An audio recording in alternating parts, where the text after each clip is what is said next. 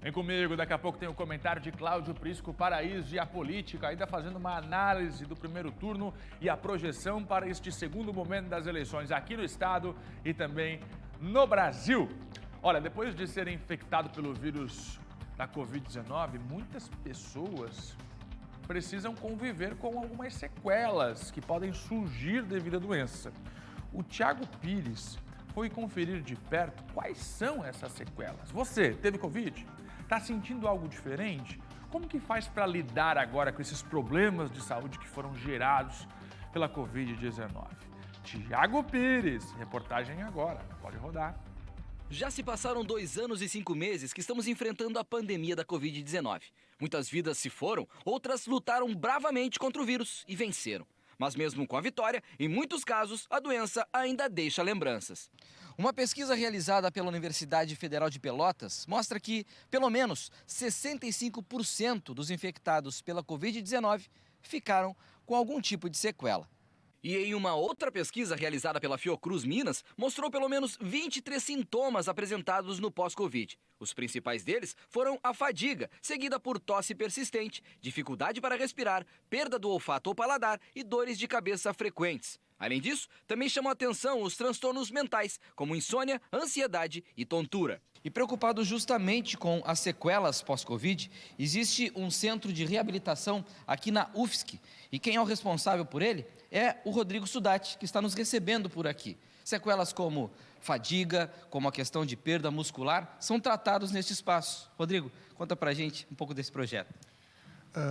O projeto ele começou, como já falado, em final de 2021, e o projeto hoje atende em torno de 40 pessoas, todas que passaram por internação em hospital devido à Covid-19 ou que não passaram por internação, mas apresentam fadiga severa, dispneia, falta de ar, então comprometendo o dia a dia dessas pessoas. O Rodrigo falou ainda sobre o tempo médio de recuperação de quem pratica essa reabilitação. A gente tem visto que a capacidade funcional, que seria a capacidade de realizar as atividades da vida diária de uma forma mais autônoma, independente, a gente já está conseguindo uma reversão, uma melhora disso em torno de 12 semanas.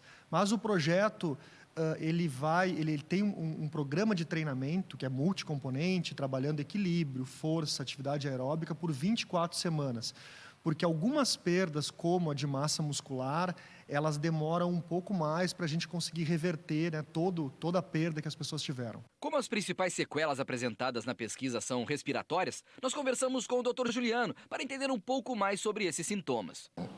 À medida que a doença foi mudando, ou o vírus do Covid foi sofrendo mutações, a doença passou a deixar de ter grandes sequelas, passou de deixar de ter grandes agressividades agudas, e ela se concentrou mais na via aérea superior. Então, sim, a gente tem assistido muitos pacientes com sequelas agora do Covid atual, porque ele é uma doença de prevalência da via aérea superior. O que a gente tem assistido agora, pego pacientes no consultório, são sequelas de 1 ano para cá, das cepas Delta, por exemplo, que em tese já não são sequelas muito graves. A gente não sabe o que vai acontecer aí com os danos pulmonares a longo prazo das primeiras cepas, que eram mais agressivas, mas o que a gente tem assistido agora é uma diminuição crescente dos sintomas relacionados às sequelas. Que boa notícia! E que assim continue. E falando em sequelas, nós fomos conhecer a história do Jefferson. Ele positivou Covid no dia 24 de dezembro de 2021 e ficou internado por 13 dias em coma e em situação gravíssima. Ele literalmente dormiu em 2021 e acordou em 2022. Hoje, ele convive com uma sequela relacionada à falta de memória recente e dificuldade em se concentrar. Tem uma pessoa até que trabalhou aqui no escritório com a gente, que eu dei um apelido para ele, eu gravei o apelido e o nome dele, ele ficou 3 meses aqui e o nome dele eu não lembrava. E aí eu fui começando a ver que o nome de pessoas eu estava esquecendo, eu fui no psicólogo e ele falou, isso é normal, do início e tal. E então, até hoje? Até hoje. Até hoje eu ainda sinto...